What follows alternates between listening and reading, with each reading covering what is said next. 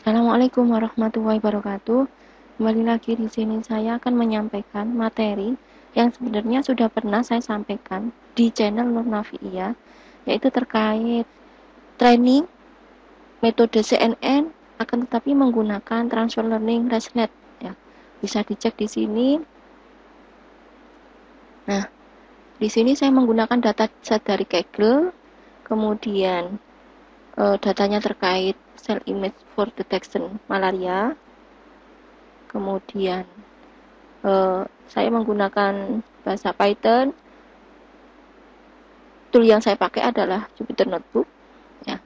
Jadi di sini sebelumnya saya sampaikan data yang saya gunakan.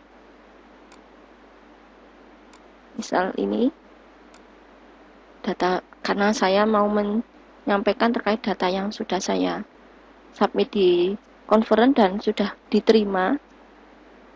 Kacang. Ini datanya. Nama konferennya yang saya ikuti yaitu ini, Icon AAI 2022. Ini adalah kegiatan yang ketiga konferennya. Judul penelitian saya yang sudah accepted. Ini ada keterangannya accepted, yaitu Majority Routing Transfer Learning CNN for Pinut Left Types Identification. Jadi ini adalah penelitian terkait identifikasi jenis daun kacang. Ada 4 jenis daun kacang. Data yang saya gunakan ada di folder training ini, hijau, kedelai, panjang, tanah. Ada 4 jenis. Kemudian saya akan menyampaikan untuk hari ini menggunakan contoh VGG transfer learningnya. Sebelumnya saya mau menyampaikan ini artikelnya. Nah, kalau di artikel ini saya menggunakan transfer learningnya yaitu ResNet 101, ResNet 50, ResNet 18, MobileNet V2, DeskNet 201 dan GoogleNet. Kalau yang di artikel ini saya menggunakan toolnya MATLAB. Nanti saya sampaikan di video berikutnya. Kalau yang hari ini saya contohkan, misalkan saya menggunakan VGG misalkan, karena saya merujuk sebelumnya itu saya sudah membaca di artikel, saya sampaikan di artikel, saya agak lupa, ada yang menggunakan artikel VGG transfer learningnya.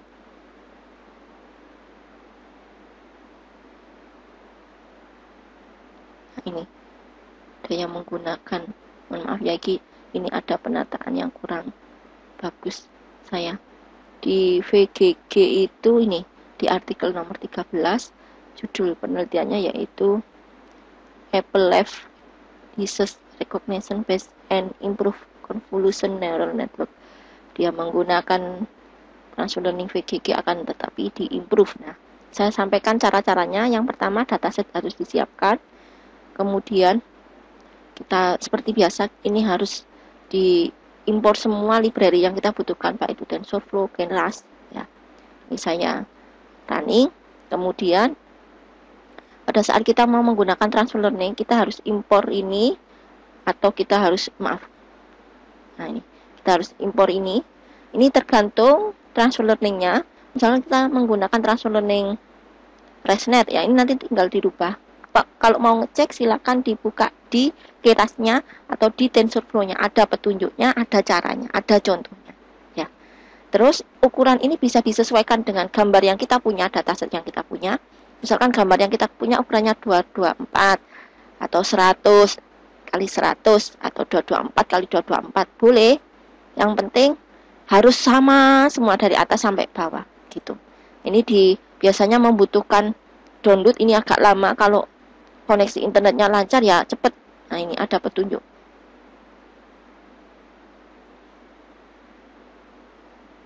Ini kalau koneksi internetnya cepet, kita sambil nunggu ini. Nah, ini sudah selesai proses download. Saya lanjut. Nah, pada saat kita sudah punya dataset, maka kita harus tahu dataset gambar untuk training di mana. Harus disampaikan di sini. Dataset untuk testing di mana harus disampaikan di sini. Selanjutnya, ukuran gambar yang ini kan ceritanya membaca data yang ada di folder ya, baik itu folder training ataupun testing.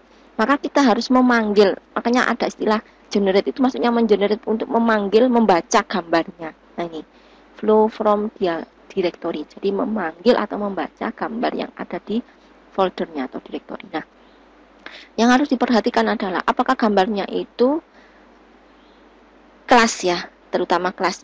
Kalau kelas data penelitian kita ada 2 kelas, maka di sini harus diganti binary. Kalau 2 kelas.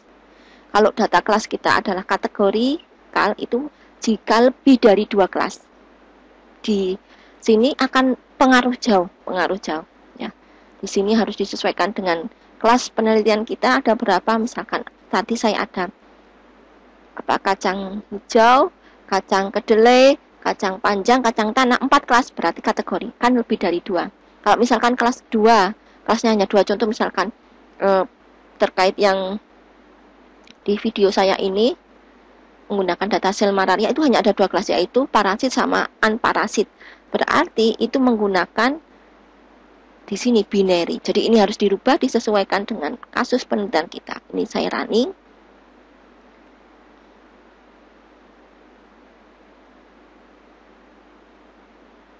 Oh, maaf, ini foldernya tidak cocok.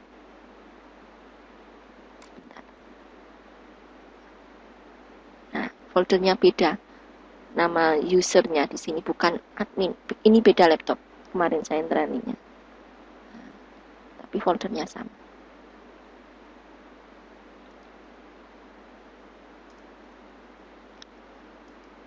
Kalau ada error, maka yang perlu diperhatikan adalah error tersebut itu ada penjelasan.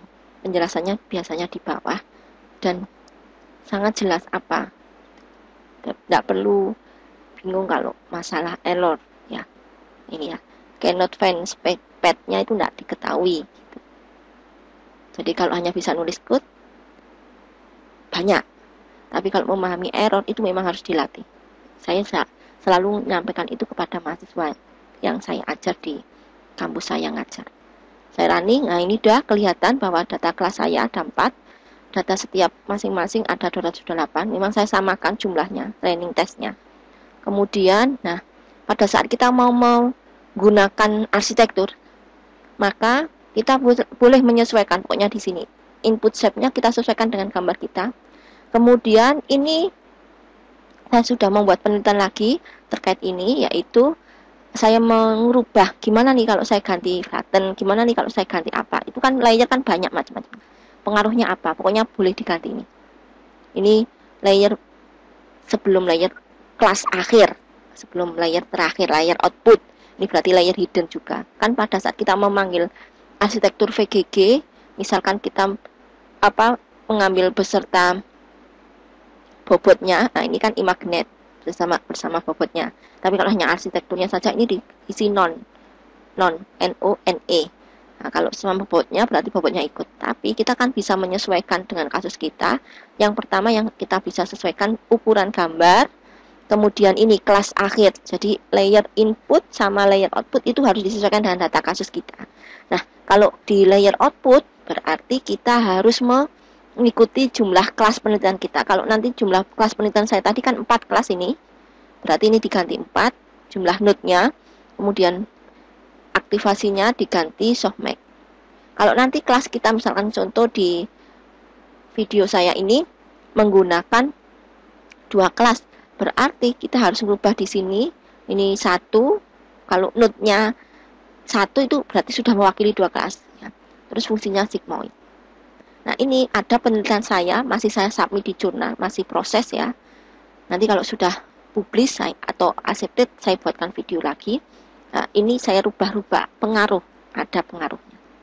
Selanjutnya, yang harus diperhatikan lagi di sini, sama seperti kalau kita menggunakan metode neural network, baik itu backpropagation atau multi-layer perceptron, maka yang harus diperhatikan adalah learning rate sama menghitung error. Error itu mencari untuk proses perbaikan bobot. Jadi untuk melakukan perbaikan bobot itu harus mencari error sama mengetahui learning rate-nya. Nah, ini saya pernah ngerubah-ngerubah, misalkan learning-nya saya menggunakan nilai Adam, nilainya berapa, ini saya ganti-ganti, itu pengaruh. Ada juga penelitian saya yang terkait itu. Terus, loss ini harus kita sesuaikan juga kasus. Kalau data kasus kita kelasnya ada 4, berarti di sini harus kategorikan. Macam-macam loss itu ada. Saman bisa membaca atau intinya mengecek contoh-contoh di TensorFlow ataupun Keras ada. Pokoknya kalau belajarnya langsung di Keras atau TensorFlow. Langsung disesuaikan keyword. Misalkan contoh, saya mau mencari loss function namanya. Nanti di Keras, nah ini websitenya Keras akan menyampaikan langsung di websitenya Keras akan menyampaikan contoh-contoh loss function. Nah ini ada loss function binary, kategorikal, ada sparse kategorikal, dan cara menggunakan juga ada. Ya, itu penjelasannya. Baik itu di Keras ataupun TensorFlow ada. Ya. Kemudian ini saya running karena ini sudah cukup saya sampaikan. Yang harus diperhatikan adalah kita menyesuaikan inputannya, outputnya. Kemudian ini misalkan mau dimodif-modif, ditambahi apa-apa, boleh. Yang penting ada petunjuknya di sini, layer-layer apa saja itu ada. Layer. Nah ini. Layernya itu apa saja bisa kita cek, kita coba, kita modif, insya Allah berubah. Nah, ini saya running. Jadi arsitekturnya VGG yang saya lakukan perubahannya di sini. Nah, ini. Kalau ini kita sesuaikan dengan kasus kelasnya dan akhir layer output akhir. Udah, kemudian kita tinggal training. Misalkan ini saya contohkan, saya training sebanyak 120 setiap epo. Saya menggunakan 2 epo. Saya running.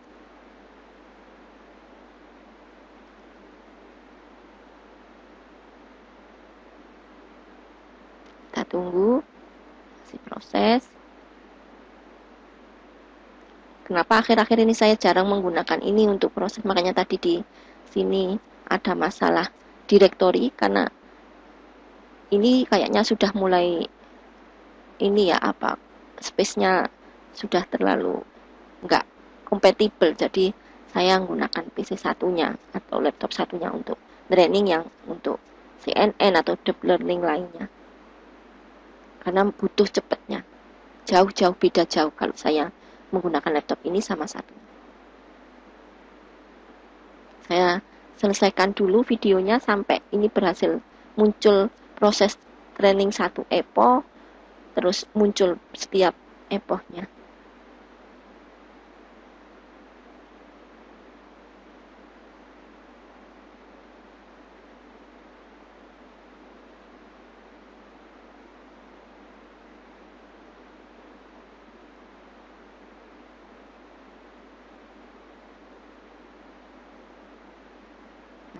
Muncul, ini berarti akan muncul sebanyak 120 setiap epochnya, ada 2 epoch. Terus ini akan berubah-ubah nilai lossnya sama akurasinya tergantung proses di sini. Makanya tadi saya bilang saya jarang pakai laptop ini untuk proses CNN atau deep learning karena memang ini ya PC-nya kurang kompatibel, speknya masih kurang tinggi gitu. Terutama kalau saya mengerjakan penelitian disertasi saya juga menggunakan laptop satunya. Ini saya tunggu sampai paling nggak ini muncul 10 atau berapa. Memang agak lama. Mohon maaf durasi videonya agak lama. Yang penting kita tahu arah-arahnya, langkah-langkahnya itu aja. Masalah kasus itu bisa disesuaikan dengan kasus penelitian, langkah-langkahnya paham. Data harus disesuaikan, misalkan datanya ukurannya sekian, ya sama semua ukurannya. Terus kalau gambarnya berwarna ya berwarna semua, makanya di sini ada angka 3, itu berarti berwarna. Nah, kita sambil ngambil arsitektur VGG juga mengambil bobot ya, berarti ini wake-nya imagnet. Terus kita manggil direktori gambarnya ada di mana. Ini artinya membaca ya, membaca. Train data gen itu berarti membaca ini ada di mana nih gambar saya. Terus di folder apa nih? Nah, ini kan sebelumnya sudah disampaikan. Nah, ini nanti foldernya ada di sini. dir. Nah, ini akan dibaca untuk proses training, ini dibacakan untuk proses validasi. Biasanya kalau saya melakukan validasi, cukup saya di sini model titik evaluate. Foldernya tadi di validation ini. Bentar. Saya copy dari sini. Validation generator. Maaf, nggak mau kalau di sini. Di copy kanan. Ctrl C saja. Saya lakukan evaluate di sini, nanti akan muncul. Ini ya mungkin prosesnya agak lama, mungkin bisa berjam-jam karena memang speknya nggak ngatasi ya. Kalau laptop ini speknya nggak seberapa tinggi, tapi kameranya bisa. Tapi yang PC satunya atau laptop satunya speknya tinggi, tapi kameranya agak masalah. Mungkin itu yang bisa saya sampaikan tahap-tahapnya. Terima kasih sebelumnya. Mohon maaf, intinya saya menyampaikan sesuai apa yang pernah saya kerjakan, sesuai dengan pengalaman. Mohon maaf jika ada yang merasa tersinggung atau tidak berkenan, karena saya tidak ingin meminteri enggak, tapi saya berusaha menyampaikan apa yang pernah saya kerjakan. Terima kasih, mohon maaf sebelumnya. Assalamualaikum warahmatullahi wabarakatuh.